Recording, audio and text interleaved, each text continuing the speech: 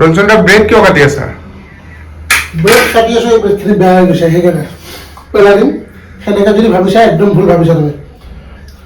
এইখিনি মই কাটি আছোঁ, আজি এটা বস্তু বনাম, মিঠাই এটা বনাম। তো তাৰ কাৰণে মই ব্ৰেডত পুৰি যোৱা ভাতটো ফাৰ্ষ্টতে কাটি আছোঁ। তো দেখাই আছোঁ মই এইগিলা চাকু টাকুটি কাটিব নোৱাৰোঁ আমি, মিছা কথা। এনেকৈ হাতেদি বস্তুটো ছিঙি দিম, ছিঙি কেনে এনেকৈ ইয়াতে পেলাই দিম। তো চচপেনটো ওচৰৰ পৰা দেখুৱা। তো এনেকৈ ছিঙি চব পেলাইছোঁ। আজি এটা মিঠাই বনাম, এইটো বহুত চবেই ভাবে এইটো বনাব, মই দেখা পাই থাকোঁ। বোলে আজি এবাৰ ট্ৰাই কৰি চাওঁ এইটো মিঠাই। তাৰ কাৰণে অলপ ব্ৰেড আছে, সেইখিনিকে বনাম। আৰু আমি ব্ৰেডখিনি পূৰা এনেকৈ চুৰমাৰ কৰি লৈছোঁ, চুৰমাৰ কৰি এনেকৈ সোমাই দিছোঁ এটা পূৰা চুৰমাৰ। সৰু চচপেনত লৈছোঁ, যিহেতু ব্ৰেডৰ অলপ বেছি নহয়। এনেকৈ দিছোঁ পূৰা। তাৰ লগত এতিয়া আমি দিম গাখীৰ। এইটো আমাৰ বেলেগ এটা গাখীৰ আমি ইউজ কৰোঁ, মানে এই গাখীৰটো ডাইৰেক্ট খাব পাৰি আপোনালোকৰ। এইটো চাওক, এতিয়া আমি দিম এটা গাখীৰ।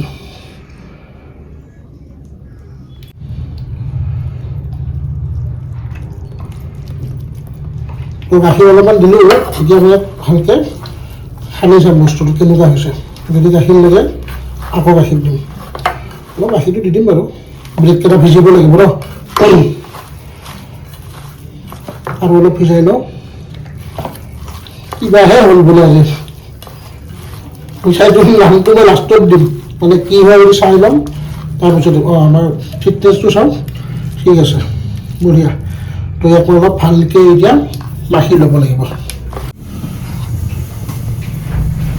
তো এয়া অলপমান হাতত তেল লগাইছোঁ, ইয়াক ধুনীয়াকৈ লাড়ু কৰিম। লাড়ুটোকে বেলেগকৈ সৰু হৈ গৈছে, সৰু সৰুৱে বনাই চাওঁ। আৰু এইফালে কেৰাহী গৰম হৈ গ'ল, ইয়াতে আমি দিম ৰিফাইন তেল।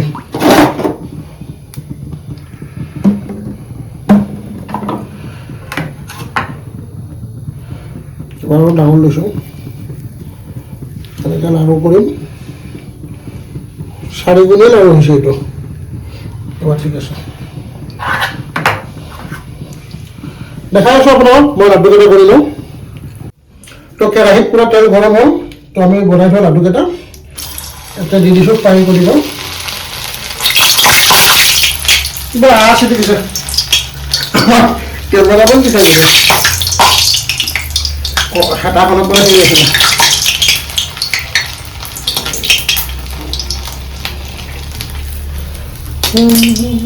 একদম বেছি ফ্ৰাই নকৰোঁ, জাষ্ট লাইট ব্ৰাউন কৰিম, নহ'লে একদম কৰকৰীয়া হৈ যাব বস্তুটো।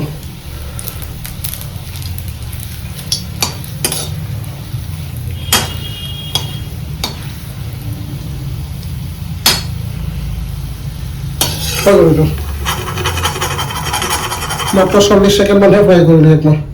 কি হৈ গ'ল, এতিয়া বহাই দিওঁ, একেলগে দি দিওঁ।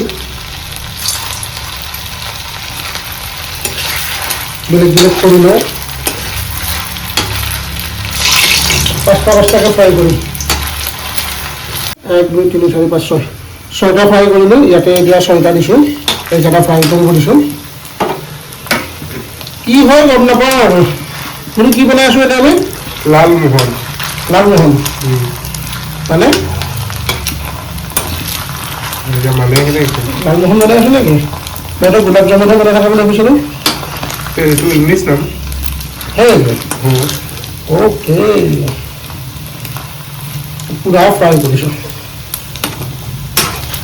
Deep fry. কিবা হ'ব গম নাপাওঁ আৰু। ইউটিউবত দেখা পালোঁ, ইয়ে কৈ আছে বনাই দে, বোলো বনাই দিওঁ আজি। যিহেতু আগতে মই ৰসগোল্লা ভিডিঅ' এটা বনাইছিলোঁ, এয়া খাবলৈ বহুত টেষ্টি হৈছিল। চ' এইবাৰ এইটো ফাৰ্ষ্ট ট্ৰাই কৰিছোঁ, চাই লওঁ কেনেকুৱা হয়। যদি ভাল হয় পিছত আকৌ বনাম বেছিকৈ। খালি আপুনি লাগি থাকিব লাগিব দেই, চব ফালে মানে ৰঙাকৈ ফ্ৰাই কৰি ল'ব লাগিব। ইয়াক লগাই থাকিব লাগিব পূৰা। এইকাৰণে চাওক কি ধুনীয়া ৰঙা হৈ গৈছে, পূৰা এনেকুৱা ৰঙা কৰিব লাগিব আমি এইকেইটা ফ্ৰাই কৰিবলৈ।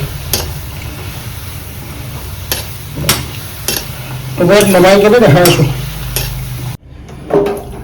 তো এতিয়া আমি ইয়াৰ ৰস বনাম ৰস লালমোহনৰ ৰস বনাম তাৰ কাৰণে এতিয়া পানী বহাই দিছোঁ চচপেনত পানীটো উতলিলে দিম আৰু কিবা কিবি এটা চাই থাকিব পুৰা বকাই পানী উতলিছে এতিয়া আমি দিম এটা চিনি কমে কম বেছি চেনি নিদিওঁ অলপমানে চেনি দিম অলপমান ভালেই চেনি কৰিছে বেছি চেনি নিদিওঁ অলপমান চেনি দিম ইয়াক লৰাই থাকিব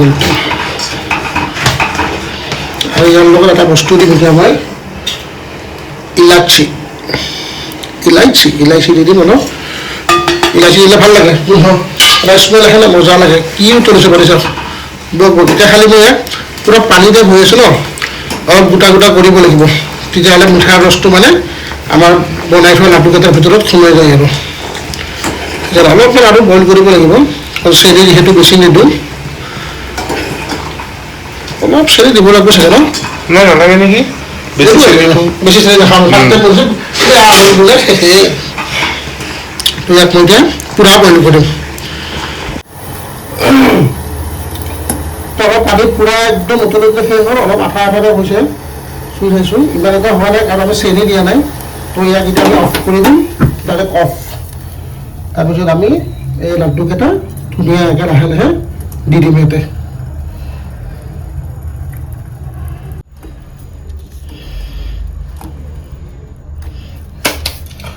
আমাৰ গোটেইকেইটা লাড্ডু আমি ডুবাই দিছোঁ ধুনীয়াকৈ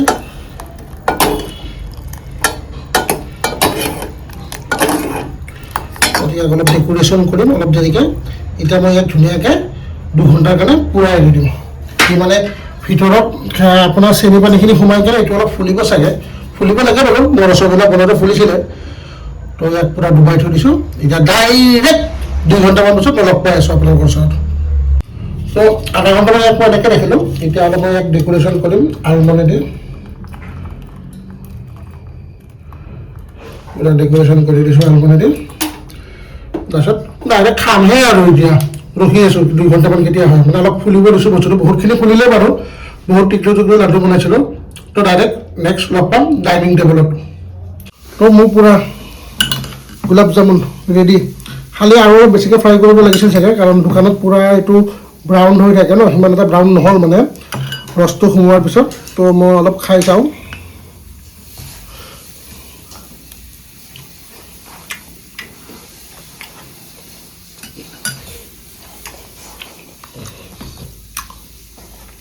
টেষ্ট ভৰপূৰ কেলা ক'লোঁ ন আৰু এইবোৰ আলমণ্ড দিছিলোঁ মজা লাগিছে টেষ্টটো চফ পূৰা চফ্ট